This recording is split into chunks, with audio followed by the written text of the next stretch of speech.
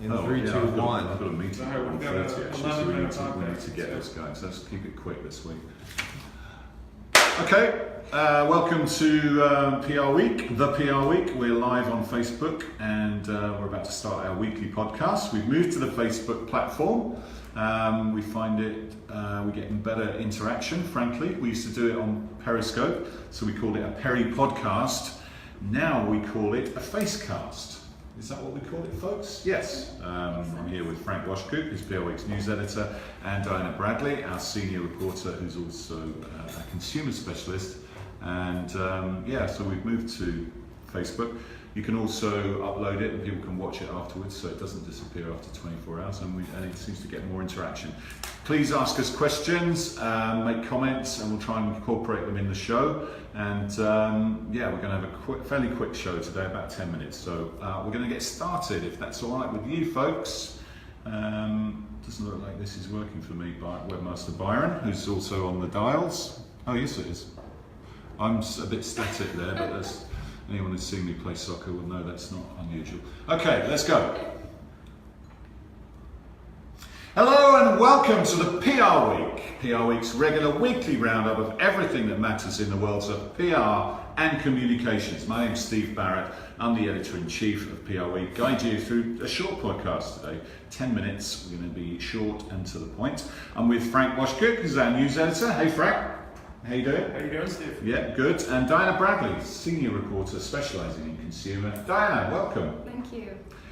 We're going to talk about consumer in terms of Facebook Live, which we're actually broadcasting this podcast on. We've moved from Periscope to Facebook, so we're facecasting instead of peri-podcasting or pericasting. We find that's a better platform, but we'd love to know what you think. What's the better platform for brands or for broadcasting generally, and which do you enjoy consuming on most?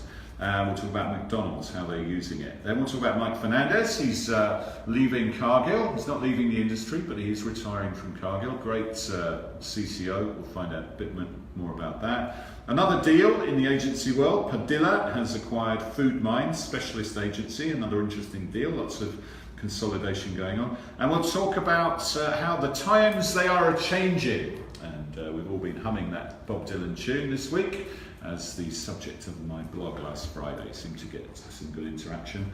And we'll talk about Mike Fernandez as well in that context. Frank's going to weigh in on that. Great sports pundit, isn't he, Frank? No digging, mate. I hope you can hear my laughing. Yeah. Go ahead. Okay, let's go with McDonald's Live. Diana, we're on Facebook Live as we record this. What's McDonald's done and what have they used the channel for? Okay, so last week, you might have seen this, McDonald's did its first Facebook Live video, and what it did was it created a character called Bevan Burger, who kind of hosted Bevan Burger? Yes, Bevan Burger. No relation to Karen Van Bergen? I don't know. I should have asked that question. She did used to work for McDonald's, didn't she? Did she? She did, yes, in Europe. Europe, Yeah, no, this was a completely made up name. If you only didn't catch joshing that. listeners. And so this was a show kind of in the vein of a Bob Ross artist live show where he's painting, and he's painting pictures of burgers and talking about a couple different food items on the menu. He painted 3 burger-inspired works: the Beefy Gastronaut, Burger Brawn, and Beefy Peaks. And then Which one was your favorite? I would say Burger Brawn. Yeah, that was a good one. One where the guy's like lifting up the burger. And he was doing this on live. Yeah. So it's a bit He was like. doing it live for an hour. Oh wow! So Yeah. and was he doodling, or was it proper? I think he was just an improv actor, and I don't think he was actually painting. I think they had a different artist that had actually done it, but he was pretending. It kept doing like different shots of the painting, and then he was replying to people who were commenting live. So incorporating that into his improv, and it was really funny. I saw a little bit of it, and it was got lots of funny. interaction. It got lots of interaction. Yeah. I think it got over 2,000 comments over that hour, 80% of the feedback was positive or neutral, and there were 1.1 million Facebook users that it reached, and 64,000 people engaged with it in some way. So it's a big audience, isn't it? These are good numbers. Yeah. But the interesting part about this was that, so this was McDonald's first Facebook Live video. They had actually never really done any consumer engagement with live video before. They'd set up an account on Periscope actually, and they had more than 64,000 followers, but they never actually created any videos with it. And they said that was because they feared criticism. Well, sure, they are setting themselves up a little bit, aren't they? They had that. What was that thing they did last year that could have gone awry if it's. Oh, that was the Twitter campaign they did, that the reaction was just furious. Yeah. So as we talk about a lot on this, you've got to be careful about what you do. Webmaster Byron, did you tune in? Yes, I did. You did, despite your being a vegetarian. That's good of you. Well, I never have eaten at McDonald's, even when I was eating meat before. But yeah, when Diana saw it, she linked it to me. I thought it was done quite well. It was funny. I wonder how you show ROI from something like this, though. And I think it's amusing. I think the Bob Ross thing was pretty well thought out, and it was funny, but it won't make me eat at McDonald's. No, it was funny. It's an engagement thing, isn't it? It's feeling good about the brand, I suppose. Yeah, and they were also, the reason why they decided to do this now is because Facebook Live has really been in the news a lot lately, as we all saw with Kohl's last week with the Chewbacca mom thing, and that got a lot of attention for them. And senior executives are using Facebook Live as an engagement tool, so it was kind of like the right time for them to join. And McDonald's views National Hamburger Day as a holiday, so a religious holiday. That's what they told me. So they thought the beef time eaters. was right. Religion. Yeah. Interesting stuff, and they're making a big play for video, going after YouTube and also Periscope. We've moved to Facebook Live ourselves, so only a small pebble in the pond, but of live video recording. It's more bad news for Twitter too, isn't it? It is. They're not making their innovations stick, or they're not evolving them. I think that's something what Facebook's really good at. It never stands still. And people used to complain, didn't they, about Facebook always changing its interface, but actually they're evolving it. And LinkedIn, I think, has had the same problem. They've just kept the interface. It's clunky, it's out of date, and they have to evolve. An interesting blog on the site this week, wasn't there, Frank, about that too? So yeah, it's all part of the story of communications and marketing that we're following regularly on PRWeek, and how brands and companies are using it. We'll come back to that. Thank you, Diana. We'll talk a little bit about Mike Fernandez, who was retiring as the comms chief at Cargill after 6 years, I think. Great, well-respected, regarded figure in the communications industry. Always been a great friend of PRWeek's as well, and a great guy. He's retiring from Cargill, and reporter Sean Sarnecki caught up with him just to find out a bit more about that. He's not retiring from the industry though, so he is looking for another role, and he's had a lot of contacts since the story broke. You wouldn't be surprised to find out, so I'm sure we'll see him re-emerging, but for the time being he's leaving Cargill on June the 4th, effective June the 4th.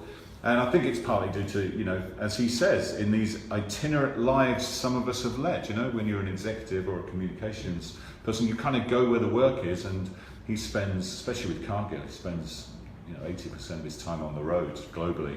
And he's really transformed their communications, made them more authentic, made them address a lot of CSR issues, and really sort of up to their game. And that was reflected by this CEO, who gave some very generous tributes as he moved on. Now, Sean asked him about, is this just a generational thing with people like him and Gary Sheffer and other CCOs leaving? Or is it, just the way things go? And Mike gave some interesting answers. I would ask you to check those out. It's really, really interesting, and some great advice on crisis comms, because he's had to deal with a few of those. The pink slime thing, we remember that one, and the turkey thing. And he's always been very straightforward and authentic and transparent in his communications.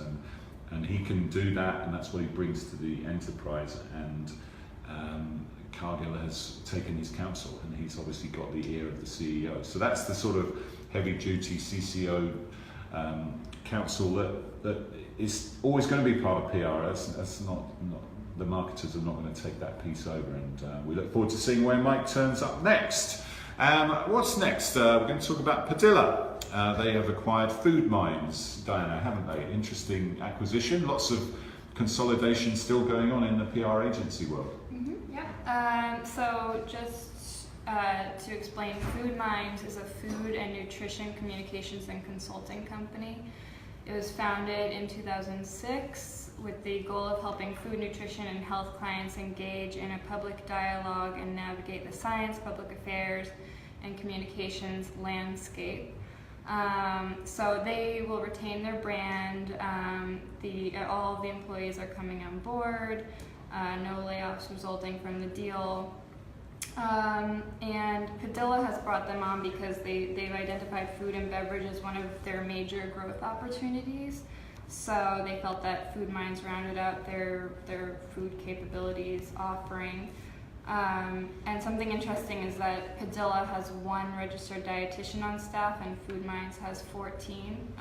So that will really help them. And it's very timely because as Lynn Casey, Padilla's CEO, noted, when you're talking about navigating the ecosystem around food, which has become political and news saturated, and some of the news isn't credible, it's nice to have food scientists and registered dietitians to navigate the truth for clients. So I thought that was very timely with everything going on in the world at the moment around nutrition and like GMOs and all. It's an interesting statement too about how agencies are hiring different types of people than they used to too. I mean, I think we tend to think about engineers or developers in those sorts of roles, but dietitians are an interesting group of people to hire as well. So that's interesting too. Doctors, physicians as well.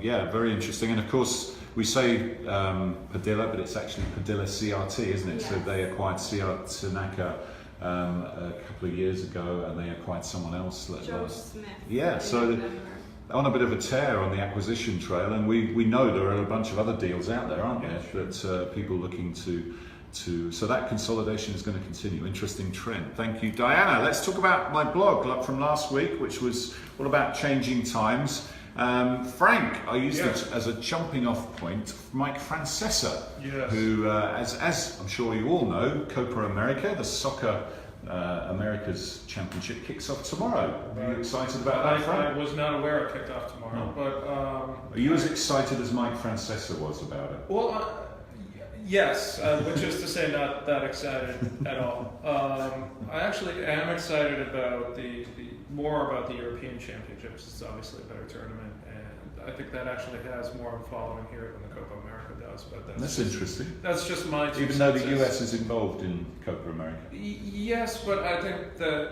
soccer fans in the US tend to get excited every 4 years for the World Cup and not care as much about the other things. Obviously, there's a hardcore contingent that watches this, but I don't think it's truly a national sport until you get to the World Cup. But it's the first time the Copa America's been held in the US, isn't it? So that...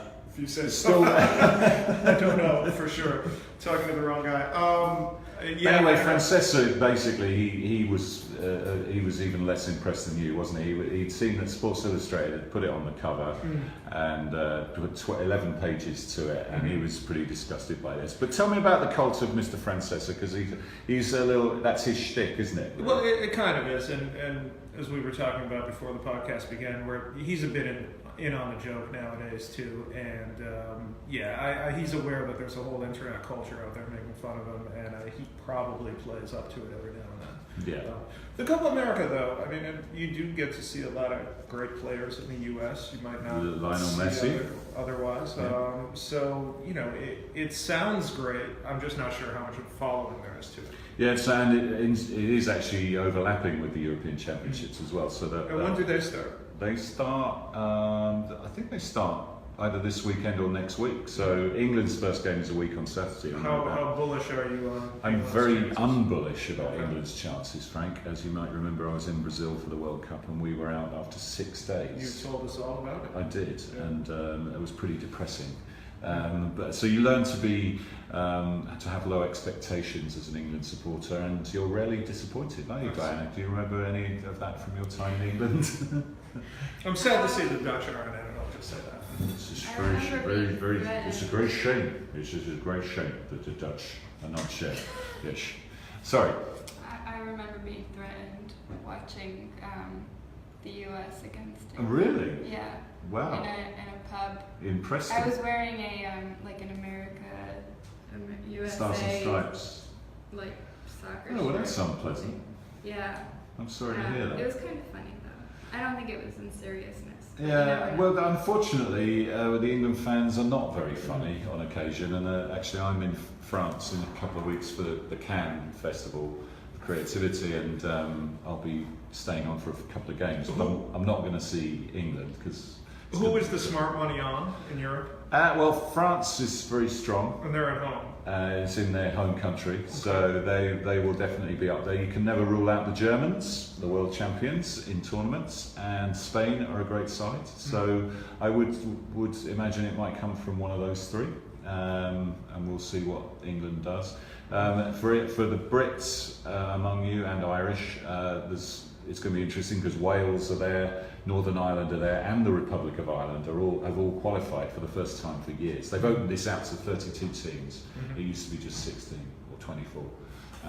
In fact, England are playing Wales in their group, so that's a big domestic rivalry. Anyway, I digress. I'm not sure what that had to do with my blog either. Well, But who's the favourite in the Copa America? in the Copa America, well, it's going to be Argentina, isn't it? They've got the best player in the world. Is Brazil not in it? Brazil is in it, but because they've got the Olympics coming up, their players can't. The players can't really play in both tournaments, so they're prioritising the Olympics because it's in Rio. That's probably another topic because we'll get to the Olympics, won't we? What is the team that has LeBron James? James Rodriguez. Yeah, the guy from Real Madrid. That's Colombia, and US kicks off the tournament against Colombia on Friday evening I should at write this all 9:30 down. p.m. So Write this James all will be down. playing, Yes. hopefully, for Colombia. I thought that was one of the great nicknames to come out of the World Cup a few years ago. James. Well, that they were referring to him as LeBron James. Oh, Because was he it? had a good tournament. Oh, I didn't know that. Or maybe I missed But this up frankly, entirely. he's done very. This often happens at World Cups. He's done very little since. So, but yeah. Okay. Anyway, we could rattle on about that. Have a look at my blog. Times are changing. It wasn't really about that, but Francesca was a good jumping off point. All right, we've got to go. I'm afraid, listeners. And if you're on the Facebook Live, thanks for tuning in, and we'll see you next time on the PR Week.